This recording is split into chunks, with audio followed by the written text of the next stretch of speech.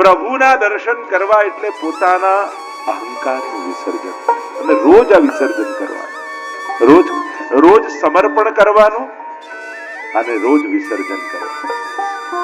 મહાપ્રભુએ આજ્ઞા કે નિવેદનમ તુ સ્મર્તવ્યમ સર્વથા તાદૃશૈ જનૈ. રોજ હાથમાં તુલસી દળ લઈએ ને એટલે પ્રભુ આગળ સમર્પણ કરીએ.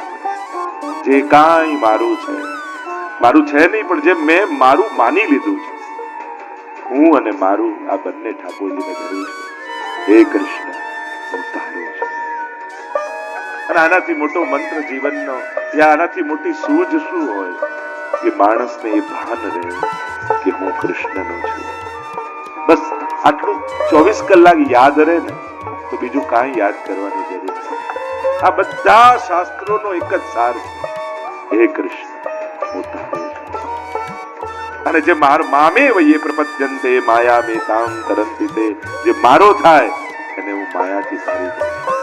અનન્યા ચિંતયંતો મામ યે જનઃ પર્યુપાસતે તેષામ નિત્યાભિયુક્તાનામ યોગક્ષેમં મહામ્યહં. તારું યોગ ક્ષેમ બધું હું કરી આપીશ. શરત એક જ છે, તું મારો થઈ જા, પછી તારું કાંઈ કામ અટકવાનું નથી. જે ભગવાનના થયા એનું કંઈ અટક્યું નથી. ભગવાને બધું પૂરું કર્યું અને ભગવાન કરે છે. એ કહેતો નથી એટલે આપણને એમ લાગે કે મેં કર્યું. ભક્તોને સમજાઈ જાય છે કે કરનારો એ છે, એટલે એને સફળતાનું પણ અભિમાન નથી આવતું. વૈષ્ણવે સદા યાદ રાખવું, પ્રભુની કૃપા છે એટલે થાય. જો આપણી બુદ્ધિ, મહેનત બધું જ બરાબર, એનાથી મકાન લઈ શકે, પણ મકાનનું સુખ મળે, પણ એ મકાનમાં સુખ તો ઠાકોરજીની કૃપાથી જ મળે છે. બુદ્ધિ અને મહેનતથી ધનનું સુખ મળે, પણ ધનથી સુખ એ તો એની કૃપા હોય તો જ. પોતાના વ્યવસ્થા બળથી, પોતાના યોગ બળથી પરિવારનું સુખ માણસ કરી શકે, પણ પરિવારથી સુખ એ તો ઠાકોરજીની કૃપા હોય તો જ મળે. એટલે બુદ્ધિ અને પુરુષાર્થથી વસ્તુ અને વ્યક્તિઓને ભેગા કરી શકાય, પણ એ સુખના કારણ ત્યારે જ બને છે જ્યારે ઈશ્વરની આપણા પર કૃપા. બાકી એ જ દુઃખના કારણ, અડધી દુનિયા જેનાથી દુઃખી છે એને જ આપણે સુખના કારણ માનીએ. પ્રભુની કૃપા નું બળ એ જ આપણું બળ છે વૈષ્ણવ. તો જે વાત કરી રહ્યા છે પ્રભુની સન્મુખ, પ્રભુના ઉત્સવમાં, પ્રભુની સેવામાં, એટલે તો ઘણી વાર કહું કે કમથી કમ ઠાકોરજી આગળ ઉભા હો ત્યારે બે હાથ જોડીને એટલી વિનંતી જરૂર કરજો કે પ્રભુ કમથી કમ તારી સામે હોઉં, એટલી ક્ષણ તારા સિવાય બીજું કોઈ યાદ ના આવે એવી કૃપા કરો. હું તારો થઈને તારી સામે રહું. શું આપણે એની સામે હોઈએ એટલો 1 કલાક એના થઈને એની સેવા ન કરી શકીએ? એક માળા ફેરવતા હોય ત્યારે બધું જ છોડી હું ઠાકોરજીનો છું એવી જાગૃતિ સાથે એક અષ્ટાક્ષરની માળા કરશો, એ માળા કરવાનો જુદો જ આનંદ. તો નંદ મહોત્સવનો આનંદ એનું તો ઘણું વર્ણન, એમ તો 18 શ્લોકમાં ભાગવતજીમાં નંદ મહોત્સવનું વર્ણન કરવામાં આવ્યું. મહાપ્રભુજીનો મત એવો છે કે કૃષ્ણ પ્રભુનું પ્રાગટ્ય 2 જગ્યાએ એક જ સાથે થયું. મથુરામાં ધર્મ સ્વરૂપે પ્રગટ થયા અને ગોકુલમાં ધર્મી સ્વરૂપે પ્રગટ થયા. જે અવતાર કાર્ય કરનારું સ્વરૂપ હતું એ મથુરામાં પ્રગટ થયું, અને જે વ્રજ ભક્તોને આનંદ આપનારું સ્વરૂપ હતું એ ગોકુલમાં પ્રગટ થયું. અને વસુદેવજી જયારે લઈને આવ્યા ત્યારે બંને સ્વરૂપ મળી ગયા, ધર્મ અને ધર્મી.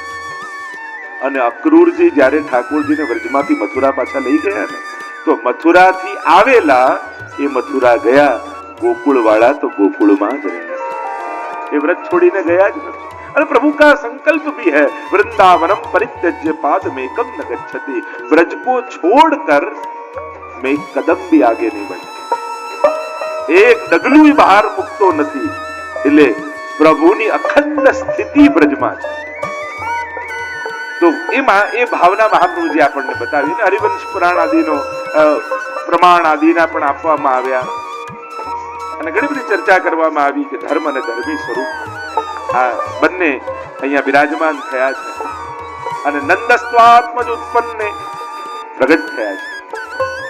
જીવ પરવશ થઈને આવે છે અને પ્રભુ કૃપા કરવા માટે પધારે છે. પ્રભુને આવવું પડતું નથી, પ્રભુ પધારતા હોય. જીવ કર્મના બંધનોથી બંધાઈને ખેંચાઈને આવતો, અને એટલા માટે એને કર્મ બંધનો અને કર્મના હિસાબો કરવાના હોય છે. પ્રભુ તો કેવલ લીલા કરવા માટે ભૂતલ પર આવે છે. સંભવામી યુગે યુગે પરમાત્માનું વચન છે, હું આવું છું.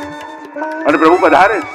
એક વસ્તુ સમજી લો, આપણે બધા સાકાર સ્વરૂપના ઉપાસકો છે. એટલે કૃષ્ણ તત્વની જે ગઈકાલે હું ચર્ચા કરતો હતો કે એ અખંડ નિત્ય લીલાવાદ છે, નિત્ય લીલા એની છે, એ વૃદ્ધર્માશ્રયી છે, એ સર્વભાવે સેવનીય છે. એમાં એક તત્વ પણ બીજું વિચારવા જેવું છે કે આપણે બધા કૃષ્ણ ભક્તિ જે કરી રહ્યા છીએ એ સાકાર સ્વરૂપના ઉપાસક છે. એટલે કે સાકાર સ્વરૂપ આપણે પ્રભુને આજ 5 જ્ઞાનેન્દ્રિયોથી અનુભવ કરવો છે. શબ્દ, સ્પર્શ, રૂપ, રસ અને ગંધ દ્વારા. પણ હા, લૌકિક દેહથી અલૌકિક પ્રભુનો અનુભવ ન થાય. એટલે ઠાકોરજી પોતાનો અનુભવ કરાવવા માટે જીવના લૌકિક દેહને અલૌકિક સામર્થ્યનું દાન કરે, જેને તનુનવત્વ કહીએ.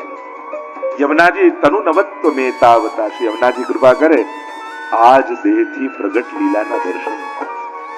ઘણાને એમ જ કે મર્યા પછી જ ભગવાન મળે દેખાય. આપણે એવું નથી માનતા. મર્યા પછી કોણ ક્યાં ગયું આપણે કોણ જાણીએ? અને જે ગયા યદગત્વાન નિવર્તન્તે તદ્ધામ, એ પાછા આવીને કહેતા નથી. અને ક્યાંક આવી જાય તો આપણને ઊંઘે ના આવે રાતના. અચાનક જો સ્વપ્નમાં દેખાઈ જાય એમ તો કે આજે ગયા નથી. ઘણા બરાબર જાય નહીં. ઘણા શ્રાદ્ધો કરીને ધક્કા મારી મારીને મોકલવા પડે કે હવે તો પિતૃલોકમાં જાઓ. ફરી ફરી પાછા આવે. આસક્તિ નહીં આવે ને, કદાચ ત્યાંય ના રાખતા હોય કે ભાઈ તું પાછો જા. અને એટલા માટે મૂળ વાત એ છે, આપણે ઉદ્ધારના વાયદાઓ નથી, મર્યા પછીની વાત નથી, જીવનની વાત છે. મહાપ્રભુજીનો માર્ગ છે ને આ ભૂતલનો માર્ગ. ભાગ્યન વલ્લભ ભૂતલ આ પૃથ્વી પર, આ ભૂતલ પર જયારે આપણે જન્મ લીધો છે અને જીતા જીવંત આજ આંખે મારે કૃષ્ણને જોઈને જવું, આજ કાનથી મારે તો એની વેણુનો નાદ સાંભળવો, આજ હાથે મારે એનો સ્પર્શ કરીને ગોદમાં લેવો. ભક્તોની તો આ આગ્રહ હોય. મર્યા પછી હું ક્યાં જઈશ? ઘણા તો એ ટેન્શનમાં મરે નહીં. અને ઘણી વાર મૃત્યુ સુધારવાની ચિંતામાં જીવન સુધારવાનું જ ભૂલી જઈએ. અને એટલા માટે એ ઉધારના વાયદા જ બંધ કરો. મનમાં એક જ વાત ચાલવી જોઈએ, આ આંખે મને ક્યારે ના કૃષ્ણ દરસ સો અટકી ગ્વાલી ને કૃષ્ણ દરસ સો અટકી બાર બાર પન ઘટ પર આવર સિર જમુના જન્મ. આપણે તો આજ આંખે ને જુઓ જ અને જોઈએ જ છે, પણ બસ એ ધર્મ સ્વરૂપે, ધર્મી સ્વરૂપે જયારે અનુભવ કરાવશે આપણા ઘરે બિરાજે જ છે ઠાકોર.